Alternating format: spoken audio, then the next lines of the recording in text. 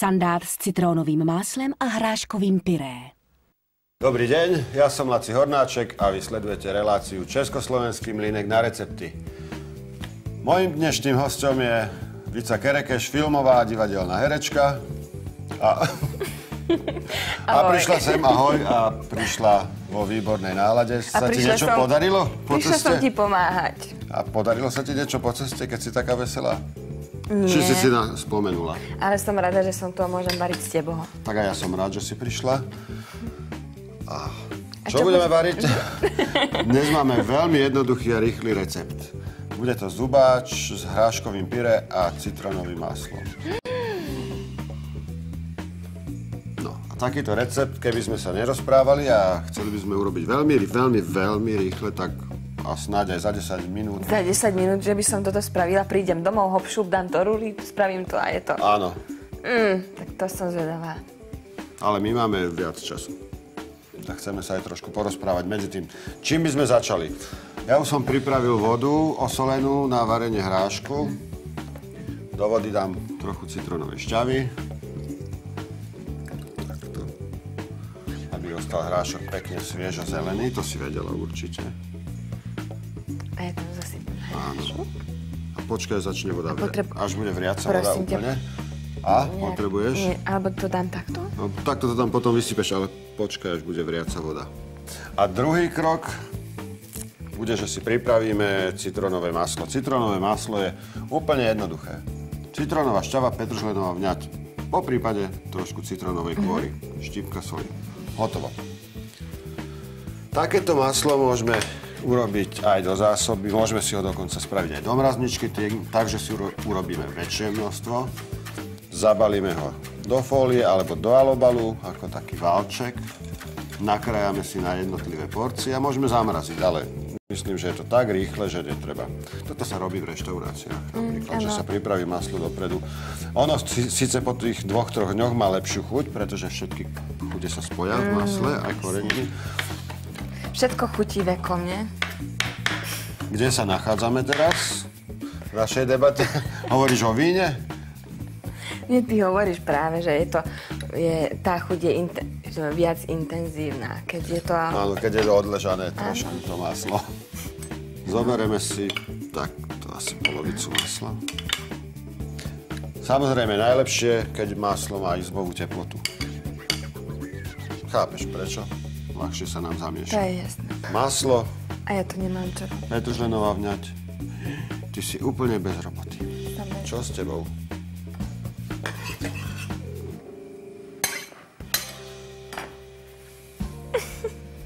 Že by si mi s niečím pomohla? Áno. Tvojou úlohou bude uvariť hrášok, No.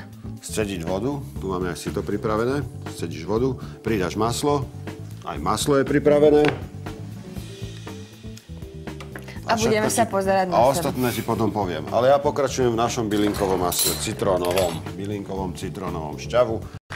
Na polovicu masla z jedného menšieho citróna alebo z polovice väčšieho. Dobre. Záleží samozrejme o to, koľko citrón má šťavy. Bývajú aj suché citróny alebo citróny plné zrniečok. Tento našťastie je takýto. Presne pre nás. Bezrnkový, šťavnatý. Vkusoli. Nezjedz ten hrášok skore, ako začneme jesť rybu. Au. Môžem to dať?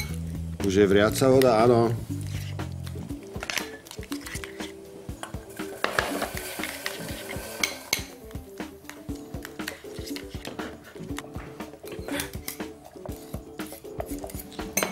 A napríklad do toho sol netreba? Do čoho? Do tohto. Ja už som pripravil osolenú vodu. Je vždy lepšie variť v slanej vode. Ešte si trošku zmiešam maslo s citrónovou šťavou. A zastruhneme aj kôru citrónovú. Takto maličko stačí. Máme tu pekného, vyfiletovaného, očisteného zubáča. Teraz naporcujem zubáča, áno? Dobre. Takto som sa rozhodol.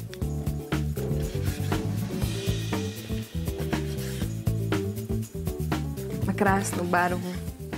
Tento kúsok upečiem takisto, ale kvôli estetike našich porcií ho dám zvlášť, dobre?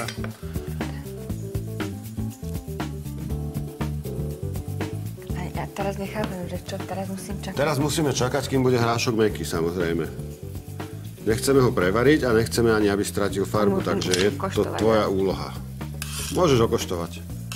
A ja pokračujem so zubáčom. Rybu osolíme z jednej strany, z druhej strany. Mne to chutí. Už je dobrý?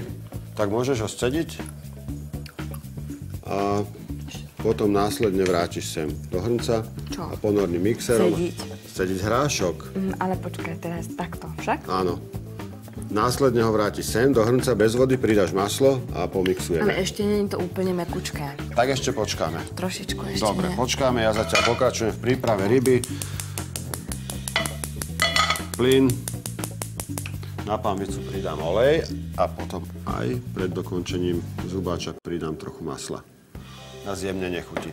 Samotné maslo by som nerád používal, pretože mi zhnedne alebo hneď sa pripáli. Sú aj také špeciálne masla, ako prečistené, indické, aj zahraničné, rozličné, na ktorých sa dá dlhšie piec, dokonca aj vypražať, ale takéto obyčajné, teda prírodzené maslo nie je moc vhodné na vysoké teploty. Ako vyzeráme? Dobre? No, zubáč je takisto jednoduchý. Iba trošku hladkej múky. A tou stranou, kde je koža, položíme na pánvicu.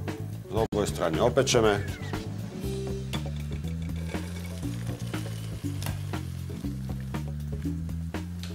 A ryba bude hotová. Takto. Takže toto vráti. To vrátiš a ja ti pridám ešte 2 lístky alebo 3 citrónovej medovky. To má krásnu farbu potom. Áno, toto má krásnu vôňu. Ovoňaj. No a môžeš dať hrášok naspäť a vypíname plyn, samozrejme. Hrášok, medovka, maslo, mixér. No, bála si sa, že nebudeš mať čo robiť. Juj.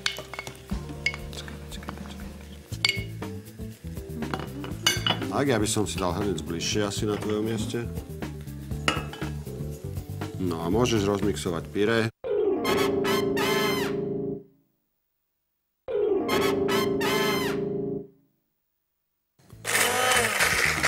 Takže toto je tvoja premiéra. Áno. Ja ti ukážem, ako som si to predstavoval. Takto, pozri. Keď budeš mixovať, tak počkaj, neboj sa, nepomixujem ti to všetko. Tak, aby sa pomixovali aj tie rohoch.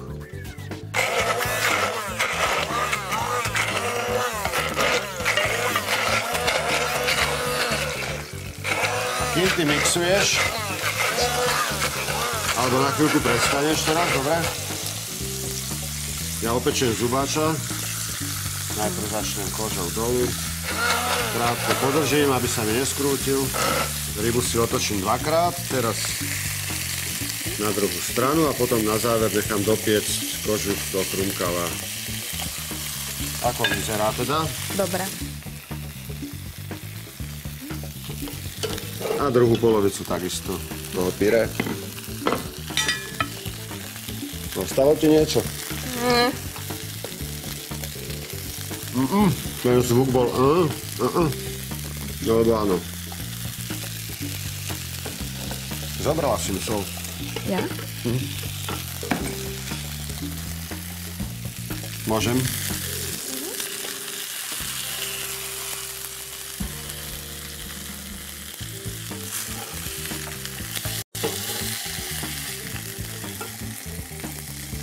No, dobre. A náhodou to máš veľmi krásne naranžované. Haha, to krása. Lebo je škoda aj tú chuť ryby, ktorá zostala na pánvici, len tak umyť a spláchnuť, tak ešte to takto vyriešime s maslom. Počkáme, sa maslo úplne roztopí. Ja som si už normálne opálila. No, si mala dať nejaký opalovací krém, prosím ťa, aj okuliare slnečné. Toto, ty sa opáliš od toho No veď pozri sa, šporáku? ja si myslím, že úplne som červená už. No si, úplne ako rak. Vidíš to? Neviem, či nezačneš horeť za chvíľu. Vodu tu máš? Áno, zahasím ťa potom.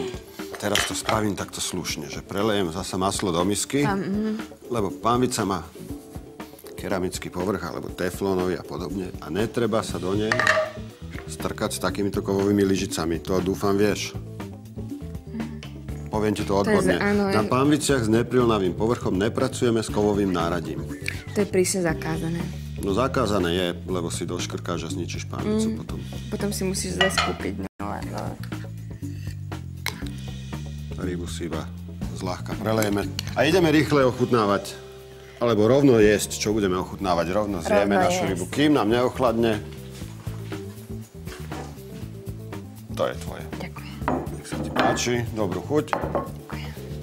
A dobre to vyzerá. Dobre to vyzerá, aj určite dobre chutí.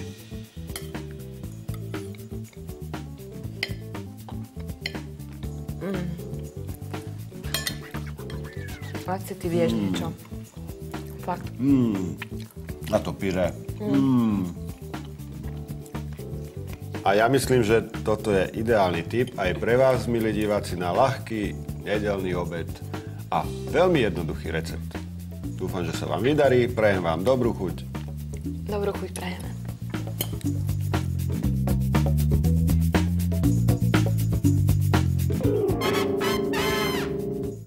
Zubáč s citronovým maslom a hráškovým pyré. 50 g masla izbovej teploty zmiešame so šťavou z polovice citróna, polievkovou lyžicou posekanej petržlenovej vňate a solou. Zubáča osušíme, osolíme, poprášime múkou a opečieme na horúcom oleji do zlatista. 300 g hrášku krátko povaríme v osolenej vode, scedíme, rozmixujeme s 50 g masla takmer do hladka a osolíme. Na pánvici prehrejeme citrónové maslo a prelejeme ním porcie ryby. Rybu servírujeme s hráškovým pyré a citrónovým maslom. Ja vám prajem dobrú chuť.